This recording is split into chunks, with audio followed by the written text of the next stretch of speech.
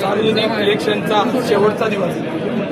निवडणूक अधिकाऱ्यांनी सांगितलं होतं की शेवटच्या दिवशी 3 वाजेपर्यंत जोपर्यंत बी फॉर्म येणार आहे त्याचा टायमिंग सांगितला जात होता आणि त्या टायमिंग नंतर आतून दरवाजा बंद होईल तेव्हा कुणालाही आत एंट्री दिली जाणार नाही.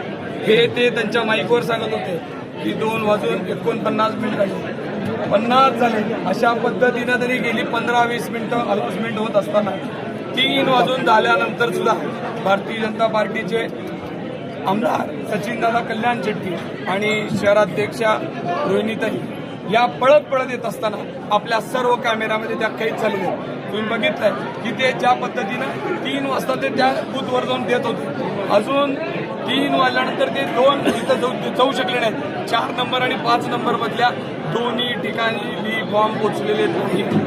आत्ताच आम्हाला कळालं की त्यांच्या अध्यक्षांनी आमदारांनी सांगितलं की आम्ही आमच्या उमेदवारांना बी फॉर्म पहिला दिले. सगळ्याला माहित आहे तुमचे लोक डोळ्यात तेल घालून अशा पद्धतीनं देवाची वाट बघतात.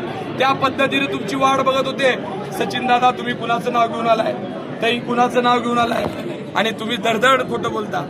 मी एवढीच विनंती करतो आतल्या आरोंनी बाहेर येऊन सांगावं आणि त्यांनी दाखवावं सगळ्या फॉर्ममध्ये जर भारतीय जनता पार्टीचा एबी फॉर्म जोडला असेल तर इथून आम्ही जातो आणि जर दादागिरी करून आम्हाला जर दाबण्याचा प्रयत्न केला तर आमचा जीव गेला तरी काय हरकत नाही. आम्ही जागा सोडणार नाही. माझी विनंती आहे, हे देश कायद्याने चालतंय.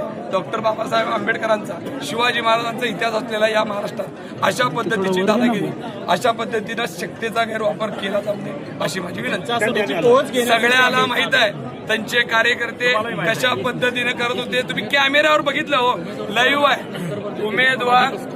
उमेदवार फॉर्म भरतानाच त्याच्यावर ते पाठवलं जातं. पण त्यांनी आम्हाला सांगितलं होतं 2 वाजेपर्यंत उमेदवारांनी यायचं आहे आणि 3 वाजेपर्यंत पक्षाच्या लोकांनी यायचं आहे. आम्ही पण पक्षाचाच प्रतिनिधी म्हणून आलोय.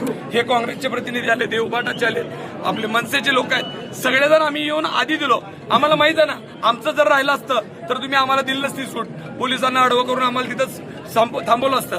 पण तुमची सत्ता आहे, तुम्ही काय पाहिजे ती वल्लभी चालता, वाळलबी चालता. ही तुमच्या सत्तेचा गैरवापर करू नका.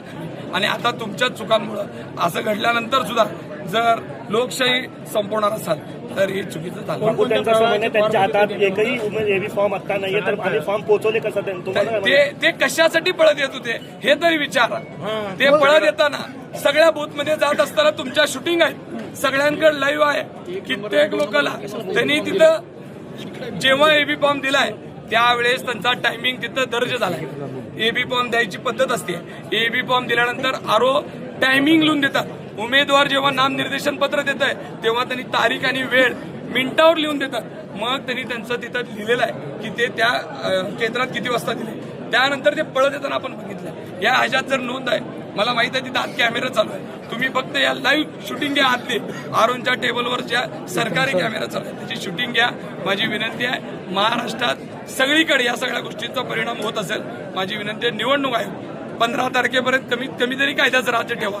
कायद्याचं राज्यच राहिलं नाही तर या लोकशाहीमध्ये कोण विश्वास ठेवणार. ज्या लोकांना अपक्ष लढायचा आहे त्यांच्या मागे कोणताही पक्ष नाही अशा लोकांसाठी कोण उभं राहणार आहे. तर माझी विनंती आहे की सत्तेचा वापर भारतीय जनता पार्टीनं